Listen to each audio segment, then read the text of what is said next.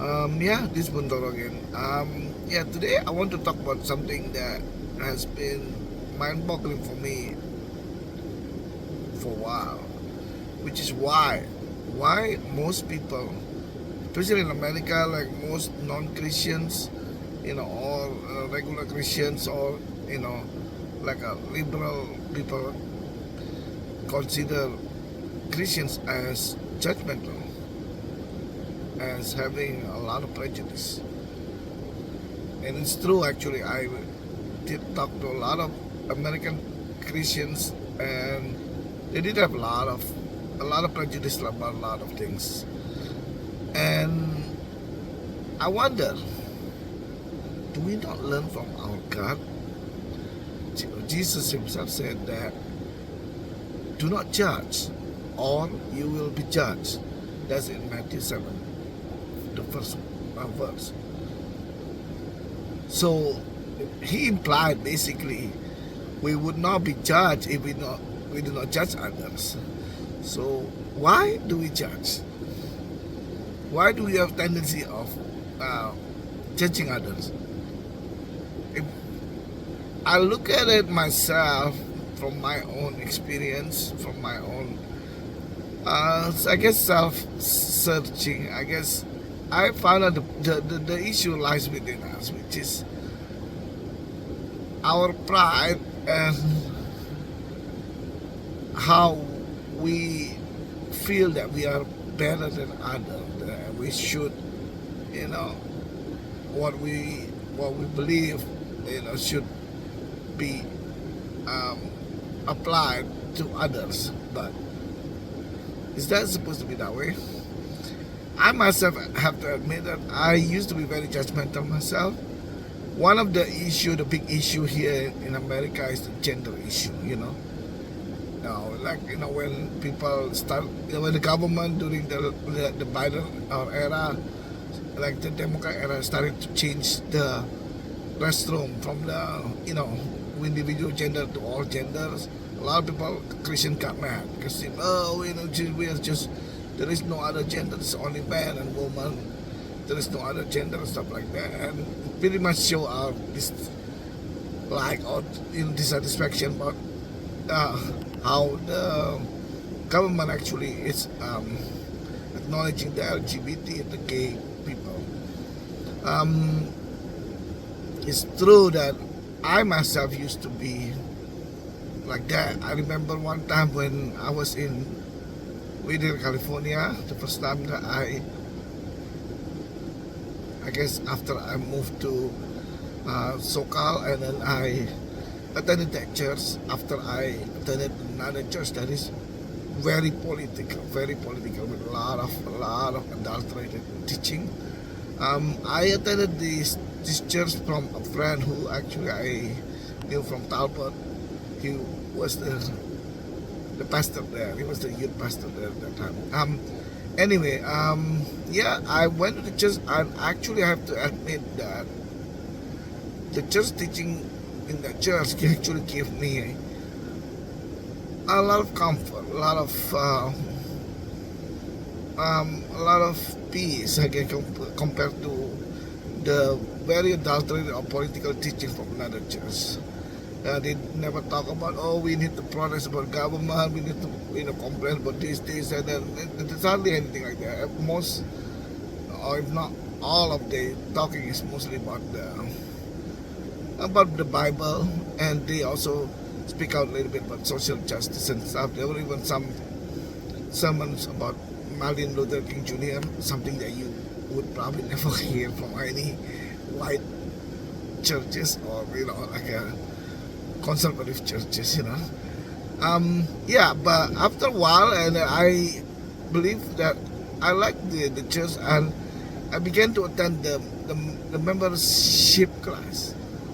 So they said, if you want to be a member, you have the membership time. There is no rebaptism or anything like that. Just membership class if you want to be a member. During that time, actually, I found out something surprising, that the senior teaching pastors actually has a son who is gay or homosexual. I did not know why or how he started to talk about it. Somebody asked about it or something like that. I don't remember exactly. But when he started talking about that, you know what was my first reaction? I was shocked and I was judgmental, and I began to say there is something wrong with this pastor. He talked about a lot of blah blah blah blah, but he's allowing his son to be gay or something like that. Again, that was my first impression. I have to admit it, and I regret that actually right now. I was very judgmental, and from then on, actually, I asked the follow-up question to that pastor because I was self-righteous one. I asked why did that happen? Why do you, as a pastor, allow your son to be homosexual or gay? Well, that pastor answered with a lot of sorrow, I believe. But I don't know. I can't tell somebody's heart. But he was pretty much wiping his eyes a few times, and you could tell that he cried when he shared those stories, and he was talking about how he and his wife were raising his son. He said properly, according to God's word. He never abused him. His son always attended the Sunday school at the church, and his son looks very normal at the beginning. And he claimed that he never had any sexual crimes or sexual thing that he forced into his son, because we know some people who become LGBT were people who were abused by their parents, sexually abused mostly. It's a fact from many studies. You can find it yourself. Again, he said he never did that. He did not abuse his son sexually or anything. Neither did his wife, according to him, according to his claim. And he said his son can vouch for it. But somehow, someday, he said his son just came to him and told him that, Dad, I have to tell you that I believe I am different. I am different from other normal men. He said, I do not have any attraction towards women or any that but I have attraction towards men, same sex. And he said he believed he was born that way. He has been like that since he was a kid. He just never admitted it. He just never exposed it. And his son was saying, he wanted to stay in the church, and the church allowed it, doesn't kick him out, and he said he would probably become a celibate, pretty much as somebody who does not marry. He said because he, feels that, from biblical teachings, should not marry a man, but he doesn't want to marry a woman. It was a pretty sad sharing that the whole room was just quiet, and I felt bad. I actually for this old pastor to share that story, because I feel that I was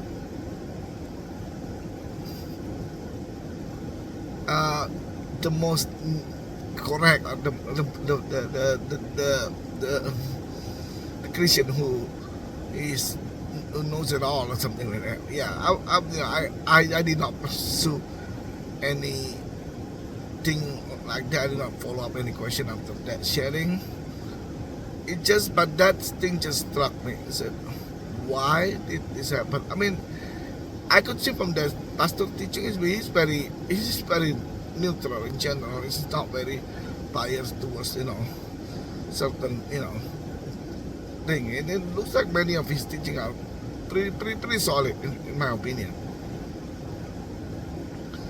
And that makes me wonder for a while. And I began to think, what if everything that we believe in the Bible through tradition, which is the tradition that was passed on to us from our fathers or pastors or teachers in the church, was not really like that. What if there is a possibility that there is a gender who is not man or woman in the Bible? And I'm not talking about the angels here, okay? No, I'm not talking about the angels. But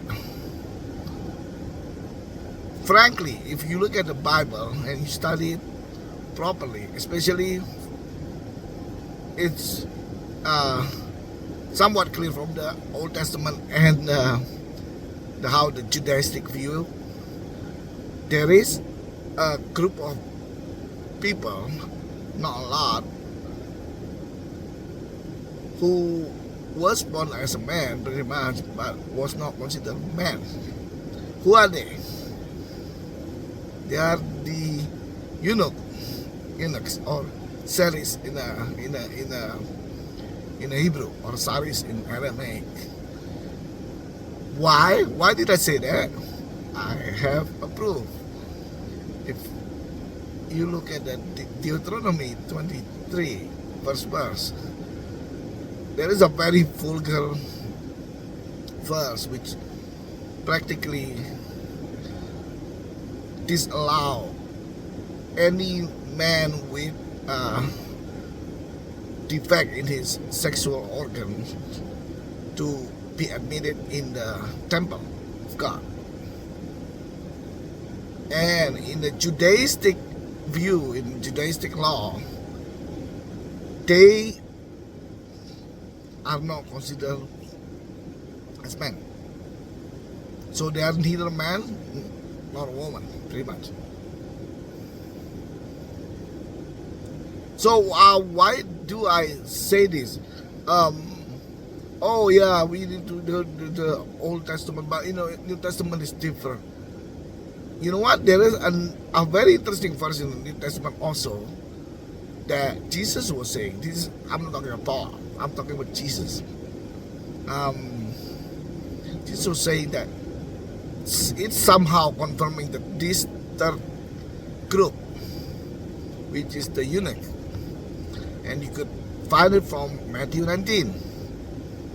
This is a famous chapter. A lot of Christians who argue about gender issues probably use this chapter, because in it, in the beginning, Jesus was actually talking about marriage. It's not that Jesus wanted to talk about it. He probably doesn't want to talk about it because it's a controversial and it's a typical issue.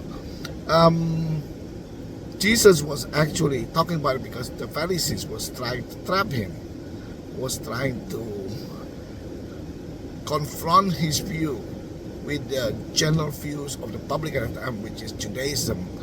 And they were trying to put him against Moses, the prophet of Israel, person who was very heavily revered at that time in the society.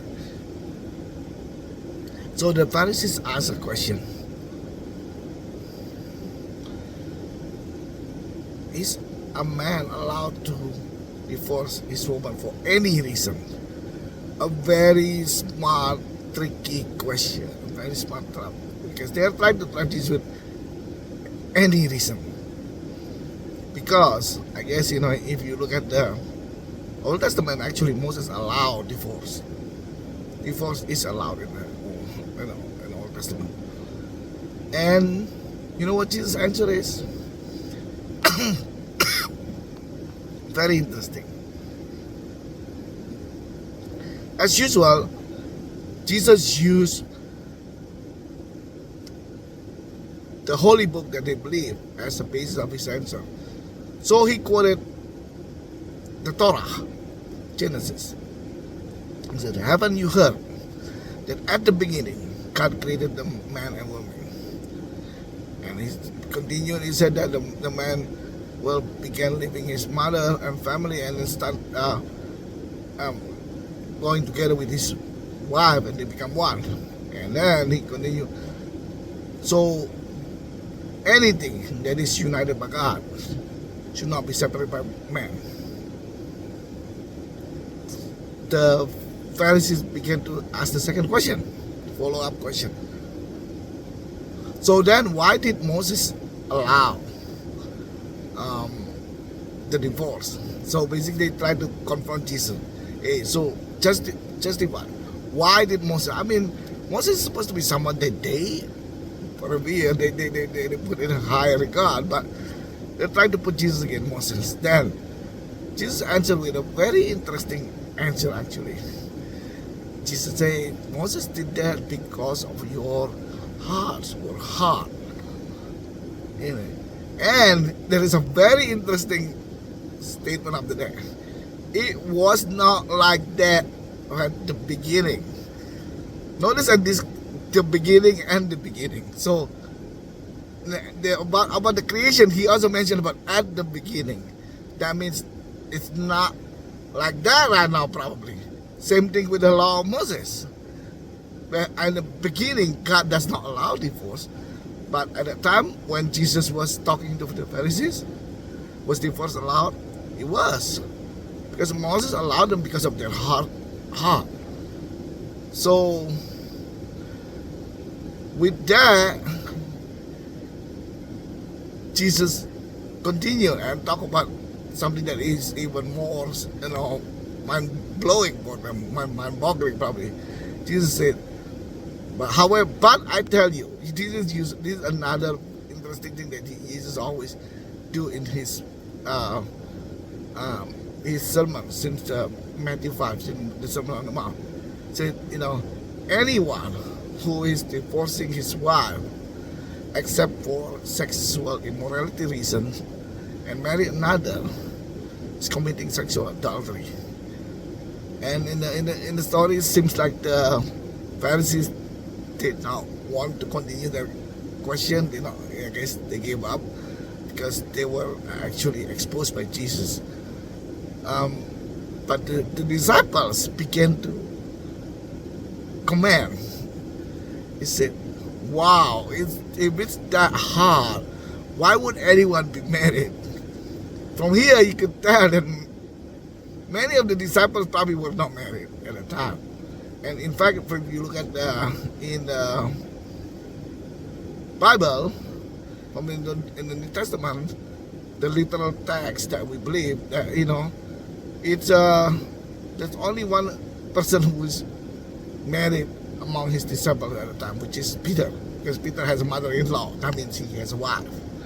So now, interestingly, when they said that, Jesus answered with a very interesting statement about the eunuch. He said, and he actually began with a statement that this is a difficult statement. But if you could take it, you should take it. And he was talking about the eunuch. He said there are three types of eunuch. The first type is a eunuch who was born that way. The second type is a eunuch who was like that because somebody else made them do it. This is in reference to some of the practice of some of the other countries in the Middle East at the time, who has a practice where they castrate their eunuch. Just like maybe in the Chinese culture also the same thing. Because the king have so many wives and concubines, and they wanted people who take care of their wives and concubines did not play around or fool around with their wives or concubines. That's why they castrated those people and they became eunuch. And he said there is a third group of eunuch, which is interesting that he even called it as eunuch. But he said that those who decided not to marry for the glory of God, because they want to focus their life on God, which we probably can see right now. We can probably refer to for, if you are familiar with the Catholic Church, the Roman Catholic Church, they have pastors or imam or priests who were not allowed to get married, so they live in a celibacy pretty much. So very interesting, and I have to applaud the Catholic Church in doing that. They actually were taking a very hard stance against the general Judaistic view, because in a Jewish tradition, a eunuch, anybody who does, pretty much pretty much if we believe that Jesus was talking about those who are not married is equal to the eunuch. If we look at his Jesus statement, that means anybody who does not get married is pretty much eunuch, which is someone who is not allowed to enter the temple of God, who is banned from the temple of God, and is not even considered a man in the Israeli tradition. So are all those Catholic priests, are they all sinners then? If you look at it from the Old Testament view, or they're not considered as men. If we believe that Jesus was talking about, put them together as the same group. I mean, Jesus didn't even differentiate between the first and the second and third. Now we're look at if we carefully study this text, you could see that actually, what about the first one? Those who were born that way. Who are those?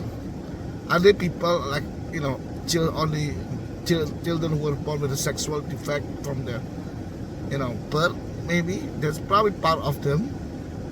But how about someone who has a defect in their body, and emotional or something, whatever, social, from their birth, and they had some kind of attraction towards their own sex?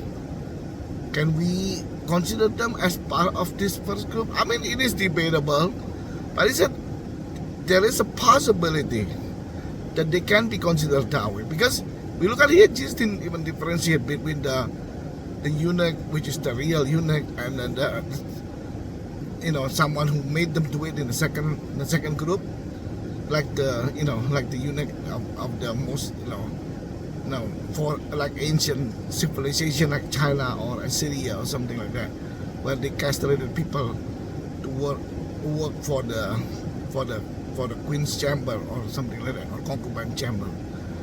So again, I just want to let you guys know. I mean, in my view, I mean, correct me if I'm wrong. I'm open to suggestion. I know some of you probably will want to start throwing rocks at me because you think I'm a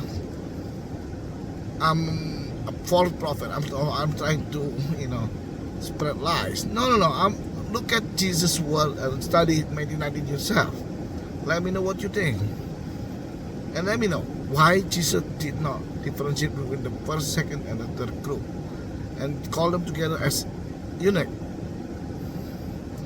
And who are the first group? Study the Bible, my friends. Study the Bible. Don't just believe whatever your pastor was telling you, because I realize a lot of tradition, especially in many conservative churches, tradition that were taught to us, they were not actually biblical. Especially in America, a lot of teachings in American churches are adulterated with white supremacists view, with a white theological view. They view themselves as better than others. A lot of people, even the black people in America who are conservative, actually is supporting slavery. I mean, aren't they not stupid? I mean, they did not experience slavery right now. They never did. Their great grandparents, their ancestors did, but they were trying to justify slavery using the theological view from the Bible. It was stupid, honestly. But again, a lot of things, abortion thing about issue, but the stuff like a lot of those things are very gray area and can be viewed from the Bible as actually not biblical. Anyway, well, pray for America, guys, and study the Bible yourself. Don't just believe whatever people tell you. There's a lot of false prophets out there. God bless.